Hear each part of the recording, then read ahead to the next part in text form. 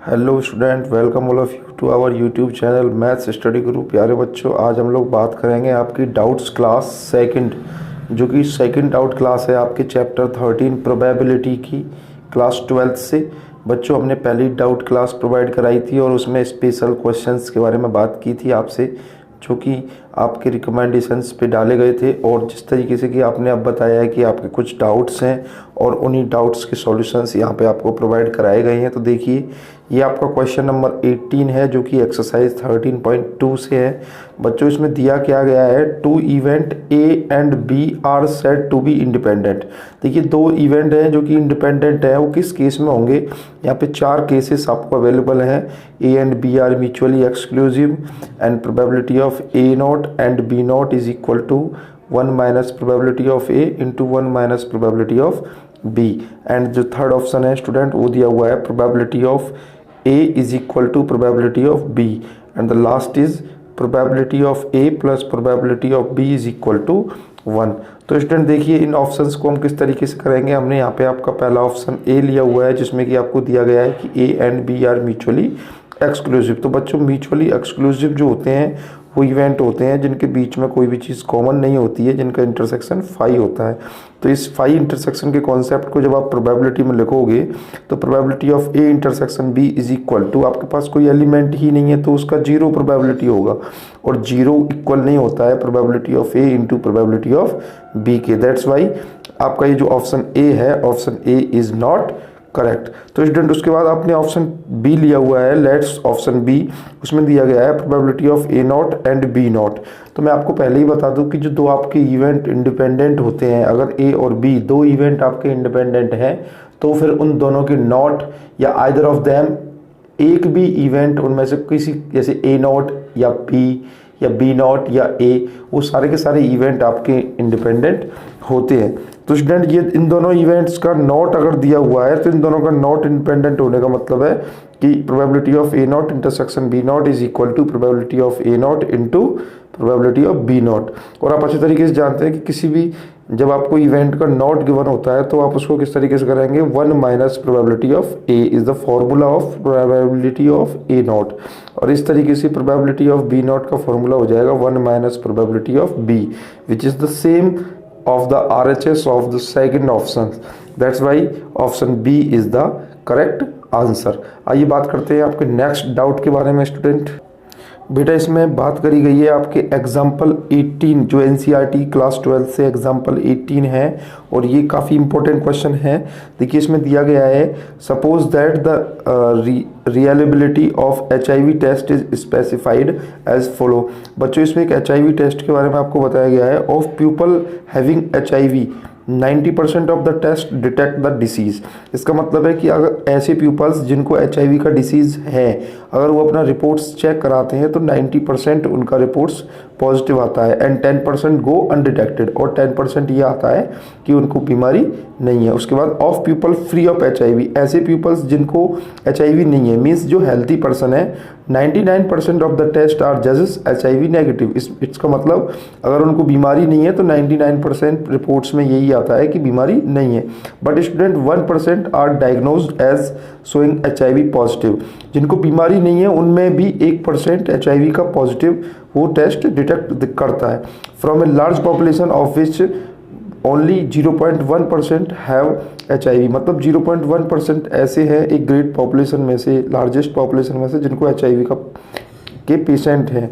1% is selected at random, और आपको 1% उसमें से सेलेक्ट करना है, गिवन द HIV टेस्ट, जिसका HIV टेस्ट होना है, and the pathologist report him and her HIV positive. और स्टूडेंट, चाहे उसको बीमारी है या बीमारी नहीं है, लेकिन जो पैथोलॉजिस्ट है वो जो रिपोर्ट्स करता है वो HIV को पॉजिटिव ही दिखाता है।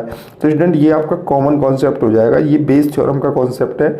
और आप अच्छे तरीके से जानते हैं कि बेस थ्योरम में हमारा जो इवेंट ए होता है वो मोस्ट कॉमन एलिमेंट्स से कंसिडर करता है। तो इसमें दोनों के दोनों केसेस में आपका रिपोर्ट्स पॉजिटिव आ रहा है। What is the probability that the person actually has HIV। तो स्टूडेंट, यहीं से हम अपने इवेंट्स बना लेते हैं। तो इसने बोला है कि एक्चुअली हैज़ HIV। तो किस तरीके से हमने किया है, देखिए, जिस तरीके से कि हमने आपको बेस थ्योरम के ट्रिक्स बताई हैं स्टूडेंट, यहाँ पे हमने कुछ इवेंट लिए हुए हैं। E1 इवेंट में हमने लिया हुआ है पर्सन हैविंग HIV पॉजिटिव, और E2 इवेंट में हमने लिया हुआ है person does not have HIV positive. तो स्टूडेंट आपको बताया था कि एक लार्जेस्ट पॉपुलेशन में से 0.1% पॉपुलेशन ऐसी है जो कि HIV पॉजिटिव है। तो 0.1% को जब आप ओपन करोगे तो 1/1000 आएगा, और E2 जो निकालोगे डज नॉट हैविंग HIV, तो 1 में से 1/1000 को माइनस करेंगे तो 999/1000 आएगा। स्टूडेंट आपको अब क्या करेंगे, ये जो ए जब आपको फाइंड आउट हो जाएगा तो उसके बाद ए को निकालेंगे, ए की कंडीशनल प्रोबेबिलिटी फाइंड आउट करेंगे in the case when you have to given out the E1 and E2 has already occurred. तो स्टूडेंट सबसे पहले हमने probability of A by E1 किया, मतलब आपको ए की प्रोबेबिलिटी फाइंड आउट करनी है इन द सेंस जब आपको E1 पता है। इसका मतलब जब आपका पर्सन HIV पॉजिटिव है और उस केस में उसका रिजल्ट पॉजिटिव आएगा तो इस चीज़ का क्या गारंटी है। तो 90% रिजल्ट पॉजिटिव आता था जब उसको बीमारी है। और student in the case probability of A by E2 इस मीन जब आपको person does not have HIV, जब पर्सन को HIV डिसीज़ नहीं है उस केस में भी उसका रिजल्ट पॉजिटिव आ रहा है। पॉजिटिव रिजल्ट का मतलब है ए में आपका पॉजिटिव रिजल्ट है, तो उसका केस था 1/100। तो स्टूडेंट उसके बाद इसने आपसे पूछा था कि what is the probability that the person actually has the HIV। इसका मतलब पर्सन हैविंग HIV है, तो ये E1 वाला कॉन्सेप्ट है। तो जिस तरीके से मैंने आपको ट्रिक बताई थी कि आप ये जो A बाई E1 वाला कॉन्सेप्ट है इसको आप उल्टा कर दीजिए, तो probability of E1 by A बन के आएगा, और probability of E1 by A का फॉर्मूला आप लिखोगे तो सबसे पहले probability of E1 into probability of A by E1, और उसके नीचे आपकी sum of the all probabilities that is probability of E1 into probability of A by E1 plus probability of E2 into probability of A by E2 आ जाएगा। और student जब आप इसमें वैल्यू सब्स्टिट्यूट करोगे E1 की that is 1/1000, A by E1 which is equal to 90/100, and this is the same probability as shown in the numerator parts, so it's all the same here, plus probability of E2 which is equal to 999/1000 and into probability of A by E2 which is 1/100. On solve this question student you have to find out the 90/1089 on divided 90 by 1089 you have to got 0.083 approx. That was the answer of this question. अब student जो आपका question number 5 exercise 13.3 से है वो बिल्कुल same as example 18 है। इस तरीके से एक ब्लड टेस्ट के बारे में उसमें डिसीज़ के बारे में बताया गया है। तो जिस तरीके से मैंने आपको ये एग्जांपल 18 कराया है उसके बाद स्टूडेंट आप उस क्वेश्चन को question number 5 of exercise 13.3 I hope कि आप अच्छे तरीके से कर लोगे। तो आप इसे अपने आप सेल्फ से करिए। अब बात करते हैं आपके क्वेश्चन नंबर 12 के बारे में स्टूडेंट, जो कि सेम एक्सरसाइज 13.3 से है। तो क्वेश्चन देख लेते हैं सबसे पहले। तो देखिए स्टूडेंट इसमें आपका जो क्वेश्चन नंबर 12 है इसमें दिया हुआ है एक card from A pack of 52 card is lost. इसका मतलब है कि आपको एक 52 कार्ड्स का कोई वेल सफल्ड डेक दिया हुआ है और उसमें से एक कार्ड लॉस्ट हो गया है। From the remaining cards of the pack, और जो बचे हुए कार्ड्स हैं पैक के अंदर 2 कार्ड्स आर ड्रॉन, उसमें से स्टूडेंट 2 कार्ड निकाले जाते हैं एक एक करके and are both to be find diamond, और जो 2 कार्ड निकाले जाते हैं वो दोनों के दोनों डायमंड हैं। तो find the probability of the lost card being a diamond. तो स्टूडेंट जो आपका फाइंडिंग प्रोसेस होता है वहाँ से बेस थ्योरम का कनेक्शन आपको मिलता है। इसने बोला है कि find the probability the lost card being a diamond, तो आप इसी को अपना इवेंट मान लो, let's event E1 that lost card being a diamond. देखिए ये मैंने इवेंट E1 लिया हुआ है, let the lost card being a diamond, and E2 इसका जस्ट अपोजिट होगा, let the lost card does not being a diamond. तो student इसमें मैं E1 की प्रोबेबिलिटी निकालूंगा। तो आप अच्छे तरीके से जानते हैं कि 52 कार्ड की डेक के अंदर आपके 13 डायमंड होते हैं, तो 13/52 which is equal to 1/4, and probability of E2 जो कि आप इसको 2 तरीके से निकाल सकते हैं। आप जानते हैं कि 52 में से 13 डायमंड आप हटाओगे तो 39 कार्ड्स आपके अनदर कार्ड्स बचेंगे जो कि 39/52 से फाइंड आउट किए जा सकते हैं, जिनको कट आउट करके आपका 3/4 आएगा।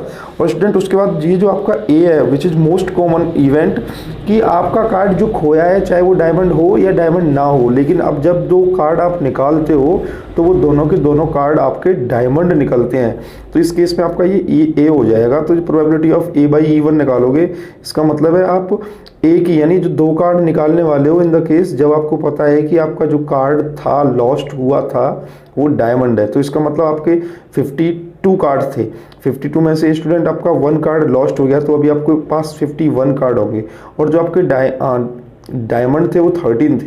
अब जो कार्ड आपको पता है कि E1 है, यानी कि जो लॉस्ट कार्ड है वो आपका डायमंड है, तो आपके जो डायमंड बचे होंगे वो आपके 12 बचे होंगे। तो 12/51 is the first card probability into, उसके बाद आप एक कार्ड और निकालते हो, तो 51 में से एक कार्ड आपका खो गया था और इसके बाद एक कार्ड आपने निकाल लिया, तो अब आपके कार्ड बचे होंगे 50। और आपके जो डायमंड है एक तो खो गया था, एक आपने निकाल लिया है, तो अब आपके डायमंड बचे होंगे 11। तो इस तरीके से ये आपका निकल के आ जाएगा प्रोबेबिलिटी ऑफ AY-E1। उसके बाद स्टूडेंट प्रोबेबिलिटी ऑफ AY-E2 निकालेंगे। इसका मतलब है आपको पता है कि E2 है, यानी कि प्रोबेबिलिटी आपका जो कार्ड लॉस्ट हुआ है वो डायमंड नहीं है। तो स्टूडेंट इससे आपके टोटल पे तो फर्क नहीं पड़ेगा, आपका टोटल तो आपको पता है कि एक कार्ड आपसे लॉस्ट हुआ ही हुआ है ना, तो टोटल कार्ड तो आपके 51 ही बचे होंगे। लेकिन अब आपको पता है कि जो लॉस्ट कार्ड है वो डायमंड नहीं है, तो इसका मतलब डायमंड तो आपके ओवरऑल सेफ है ना, तो इसलिए आपको पहले कार्ड की जो प्रोबेबिलिटी होगी वो 13/51 हो जाएगी इनटू, अब आपने 13 में से डायमंड में से एक कार्ड निकाल लिया है, तो अब आपके 12 डायमंड कार्ड बचे हैं डेक के अंदर, तो आपने एक कार्ड फिर निकालना है, तो आपकी प्रोबेबिलिटी 12/50 होगी, क्योंकि आपका एक कार्ड तो खो चुका है और एक कार्ड आपने निकाल लिया है, तो दूसरा कार्ड निकालोगे तो 50 आएगी। इस तरीके से स्टूडेंट ये आपकी प्रोबेबिलिटी निकल के आ जाएगी A/E2 की। अब स्टूडेंट उसने बोला था कि what is the probability, find the probability that the lost card being a diamond. इसका मतलब जो लॉस्ट कार्ड है वो डायमंड है, यानी E1। तो स्टूडेंट मैंने आपको बताया था कि E1 वाले केस को आप उल्टा कर दीजिए। प्रोबेबिलिटी ऑफ AY-E1 जो आपको दे रखा है, इसको जब आप उल्टा करोगे तो प्रोबेबिलिटी ऑफ E1/A निकल जाएगा, जिसका फॉर्मूला होता है probability of E1 into probability of A/E1 upon probability of E1 into probability of AY-E1 plus probability of E2 into probability of A/E2। और स्टूडेंट जब आप इसमें ये सारी वैल्यूज सब्स्टिट्यूट करोगे तो इस तरीके से ये वैल्यू सब्स्टिट्यूट हो जाएंगी, और उसके बाद जब आपने कैंसिल आउट करोगे स्टूडेंट, तो आपका सॉल्व करके इस तरीके से ये सिंप्लीफाई होकर आपका आंसर आ जाएगा 11/50। तो आई होप ये आपकी समझ में आया है स्टूडेंट। आप अपने फ्रेंड्स में शेयर करना वीडियो को ना भूलें और लाइक एंड कमेंट जरूर करें। देखिए इसके बाद हम बात करेंगे इसी एक्सरसाइज के same question number 13 which is the next question of this exercise. Student इस 13.3 के क्वेश्चन नंबर 13 में आपको दिया क्या है, एक बार इस क्वेश्चन को देख लेते हैं। देखिए बच्चों इसमें दिया हुआ है probability that A speaks truth is 4/5। मतलब कोई बंदा है A, अगर वो प्रोबेबिलिटी उसकी दी हुई है, उसके सच बोलने की प्रोबेबिलिटी दी हुई है 4/5। और स्टूडेंट एक कॉइन इज टॉस्ड, एक कॉइन टॉस किया जाता है और उसके बाद जो वो बंदा है A वो रिपोर्ट्स करता है कि हेड्स अपीयर, वो बोलता है कि भाई हेड आया है, तो the probability that actually there was head is, तो आपको उसके एक्चुअल हेड होने की प्रोबेबिलिटी फाइंड आउट करनी है। देखिए इस तरीके से आपकी समझ में नहीं आएगा, आप इसके सॉल्यूशन से अच्छी तरीके से समझ पाओगे। आप हमारे वीडियो को पूरा देख लीजिए जिससे कि आपको समझने में कोई भी परेशानी ना हो।